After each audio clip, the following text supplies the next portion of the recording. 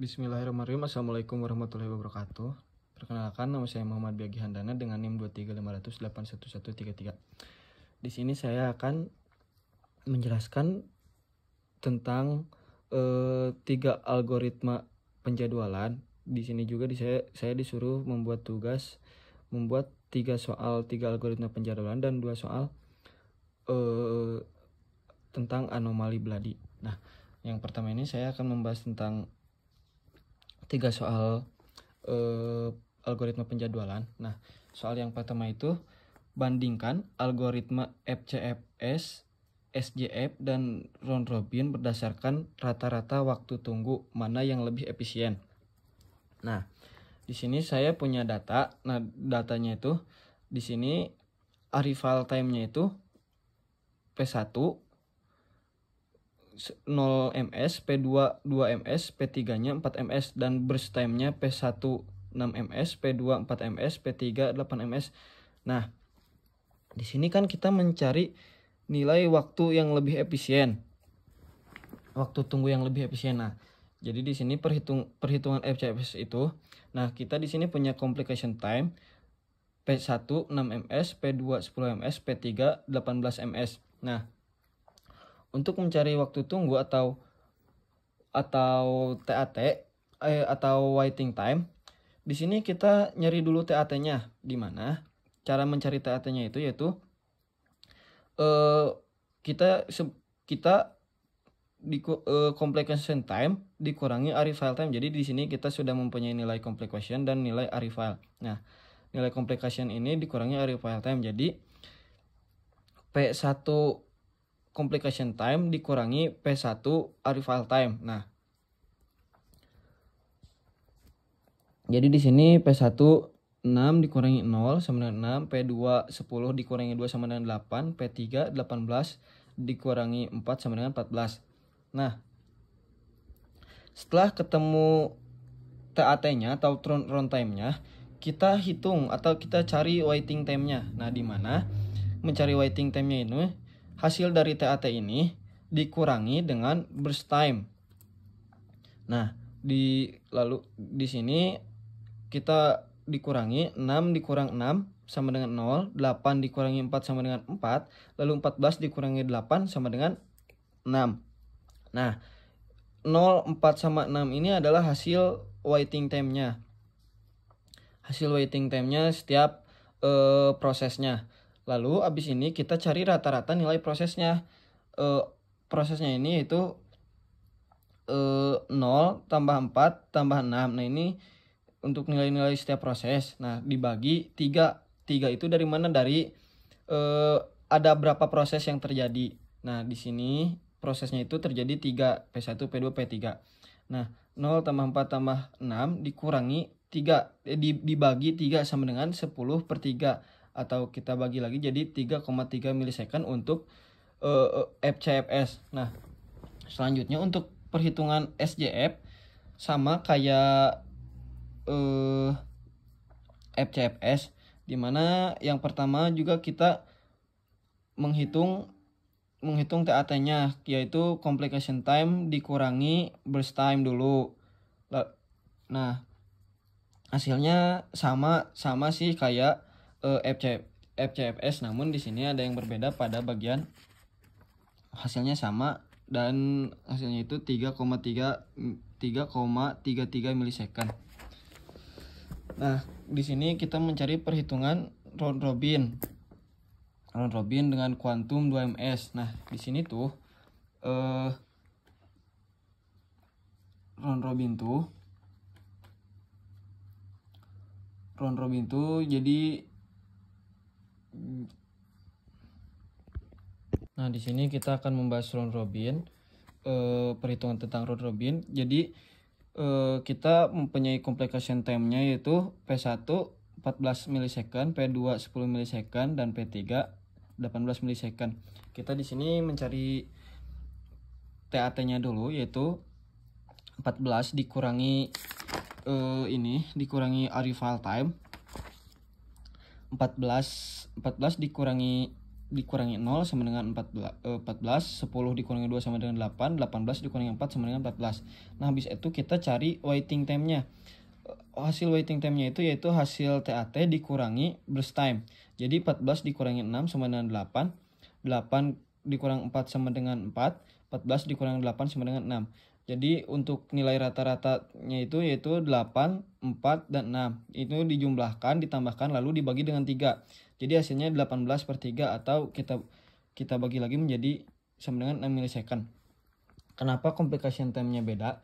Karena P1 pada round robin ini selesai lebih lambat, yaitu perbandingan antara 14 versus 6 karena harus berbagi waktu dengan P2 dan P3 setiap 2 milisecond.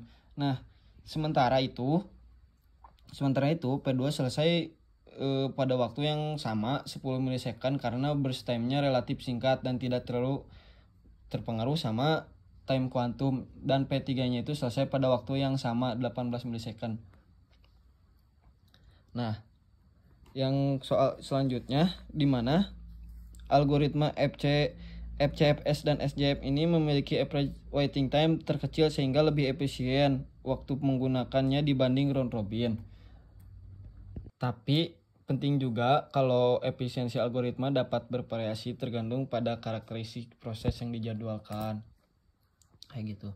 Nah, lalu selanjutnya kita mencari soal 02. Di sini soal 02-nya itu bandingkan algoritma FCFS, SJF, dan round robin berdasarkan rata-rata waktu turn around. Mana yang lebih efektif? Nah, di sini tuh kita sebelumnya mempunyai arrival time P1-nya 0, P2-nya 2, dan P3-nya 4. Untuk perhitungan FCFS untuk mencari nilai rata-rata waktu turnaround. Nah, di sini kita cari TAT-nya dulu. Nah, TAT-nya itu langsung di mana TAT-nya itu complication time dikurangi arrival time. Jadi 6 dikurangi 0 sama dengan 6, P2-nya 10 dikurangi 2 sama dengan 8, P3-nya 18 dikurangi 4 sama dengan 14. Nah, habis ketemu ini tuh kalau yang sebelumnya itu dibagi lagi dikurangi lagi dengan burst time, di sini kita langsung aja jumlahkan rata-ratanya berapa. Nah, penjumlahan rata-ratanya itu 6 tambah 8 tambah 4 dibagi dengan 3, di mana 28/3 sama dengan 9,33 milisecond. Untuk perhitungan SJF-nya sama seperti FCFS, hasilnya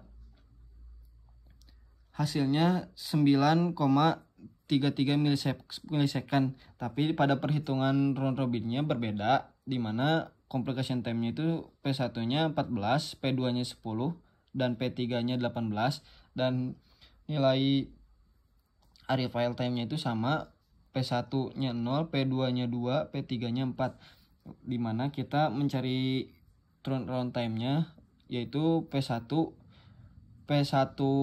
complication time dikurangi dengan P1 arrival time, yaitu 14 kurangi 0 sama dengan 14, lalu P2-nya 10 dikurangi 2 sama dengan 8, lalu P3-nya 18 dikurangi 4 sama dengan 14. Nah, di sini kita mencari nilai rata-ratanya itu average turnaround time-nya itu 14 tambah 8 tambah 4 dikurangi 3.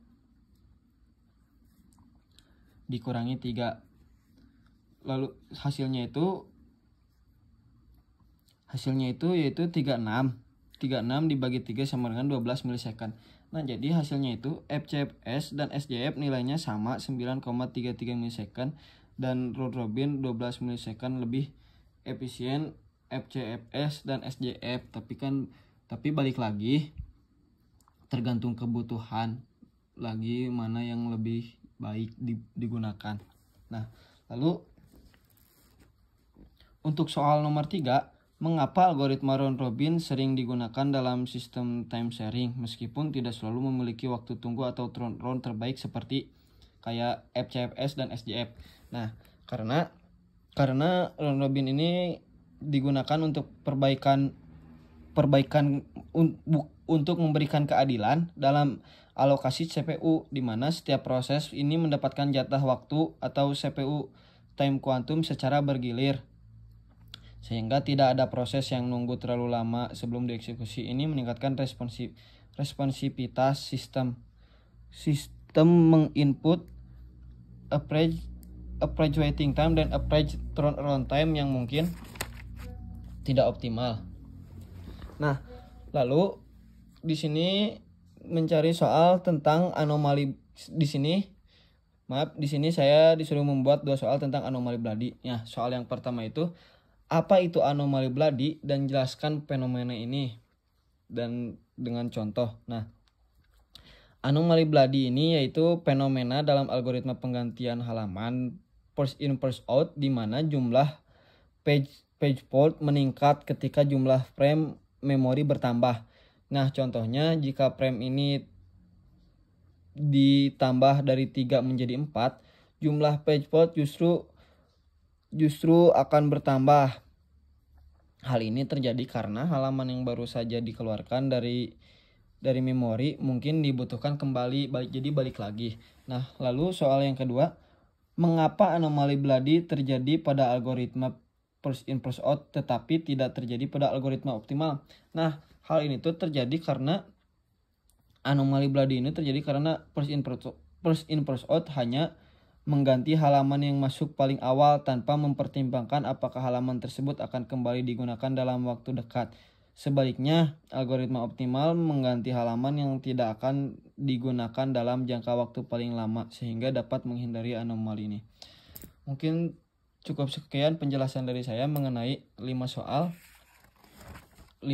pada algoritma penjadwalan dan anomali Bloody. Terima kasih.